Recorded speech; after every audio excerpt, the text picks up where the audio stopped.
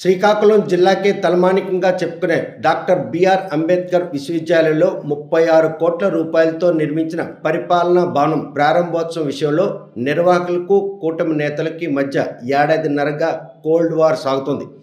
అయినప్పటికి కూడాను ఈ అవాంతరాలను అతిక్రమించి ఈరోజు రాజ్యాంగ దినోత్సవం సందర్భంగా బిఆర్ అంబేద్కర్ విశ్వవిద్యాలయంలో ఉన్నటువంటి పరిపాలనా భవనాన్ని మాత్రం విద్యార్థులు ఉపాధ్యాయుల సమక్షంలో వీసీ రాణి ప్రారంభించారు.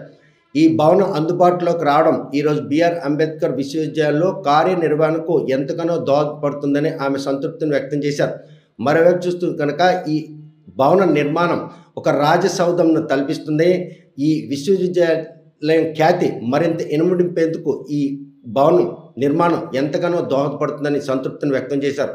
మరి ఈ విషయంలో ఉన్నటువంటి ఆటంకాలన్నింటిని కూడా అధిరోహించి ఈరోజు మాత్రం ఆ భవనాన్ని పరిపాలనా భవనానికి అందుబాటులోకి తేవడం, ఇవన్నీ కూడాను ఈరోజు విశ్వవిద్యాలయానికి సంబంధించినంత వరకు కార్యనిర్వహణకు ఒక పర్మనెంట్ ఇన్ఫ్రాస్ట్రక్చర్ లభించిందన్న సంతృప్తి అధ్యాపకుల్లో కూడా నెలకొంది.